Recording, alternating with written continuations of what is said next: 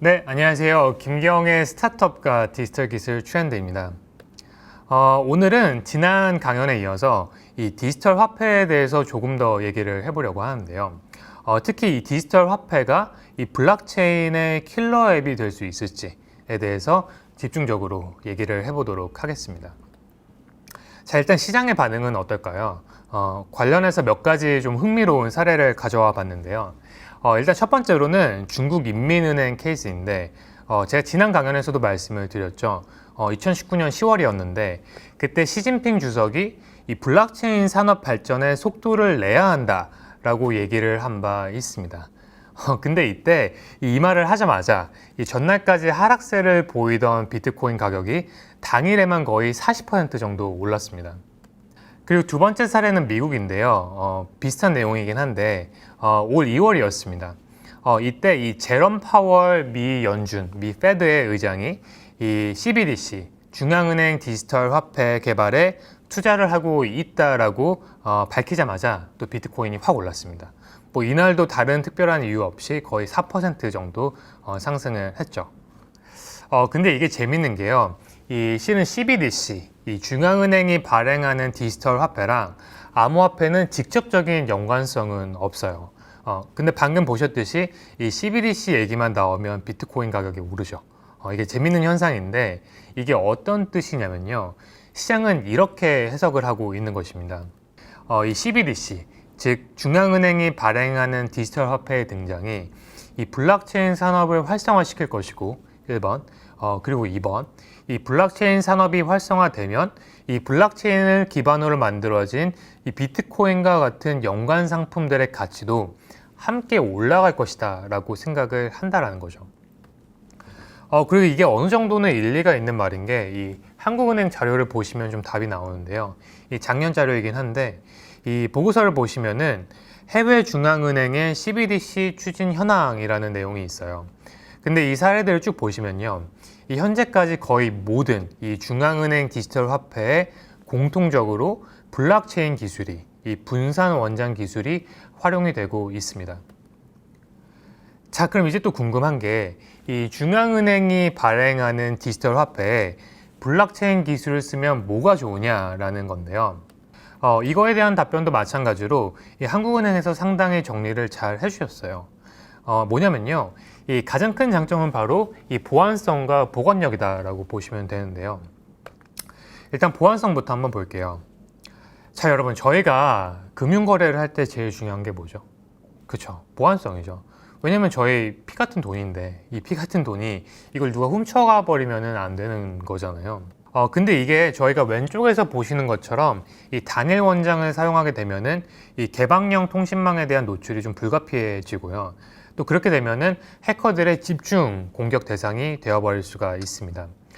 근데 이거를 이 왼쪽에서 보시는 사진처럼 이 한쪽에 몰아두는 게 아니라 이 오른쪽에 있는 사진처럼 이 여러 원장의 복사본을 만들고 또 이들 원장이 합의하는 과정을 통해서 거래가 되게끔 만든다면은 이 한 곳만 집중 공격을 해도 안 된다는 거죠. 왜? 이 여러 곳을 뚫어야 저희가 해킹을 할 수 있게 되는 거니까. 그래서 저희가 얘기를 하는 게 이 블록체인이라는 기술이, 이 분산 원장이라는 기술이 이 분산 공격이나 그 정보의 위변조 등으로부터 조금 더 안전하다라고 말씀을 드리는 거고요. 그렇기 때문에 이 기존의 단일 원장보다 조금 더 보안성이 뛰어난 시스템을 구축할 수 있다라는 설명을 드리는 것입니다. 또 이 보건력도 마찬가지인데요.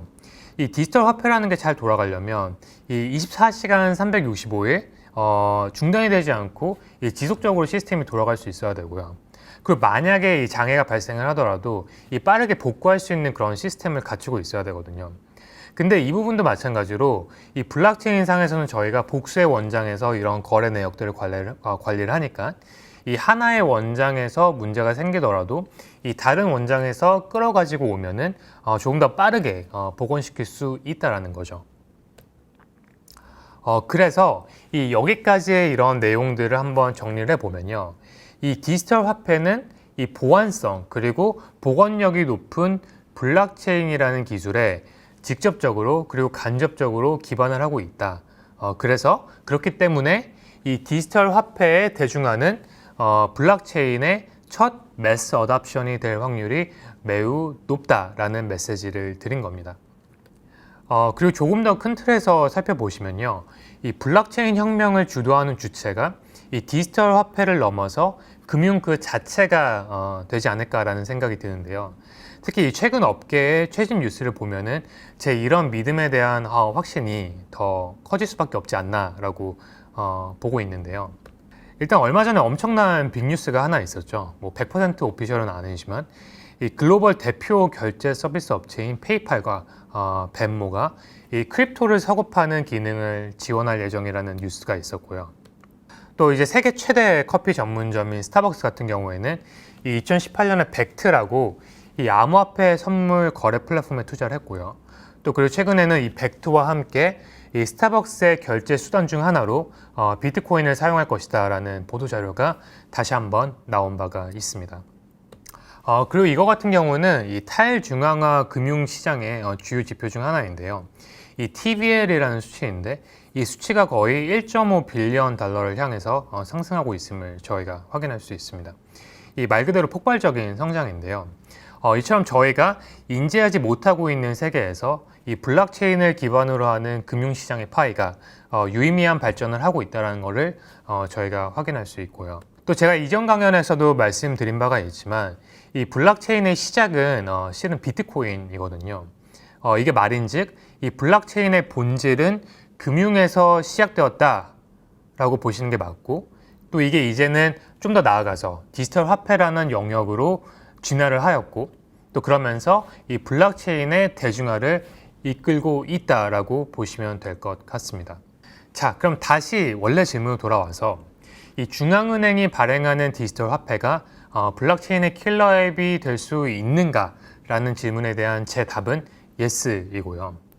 그리고 조금 더 큰 틀에서는 이 금융이라는 키워드 안에서 블록체인이 다수의 성공 사례를 만들 것이다. 또 그리고 이 성공 사례가 모여서 블록체인의 혁명을 완성할 것이다 라는 메시지를 끝으로 드리면서 오늘 세션, 오늘 강의는 여기서 마무리하도록 하겠습니다. 김기영이었습니다. 감사합니다.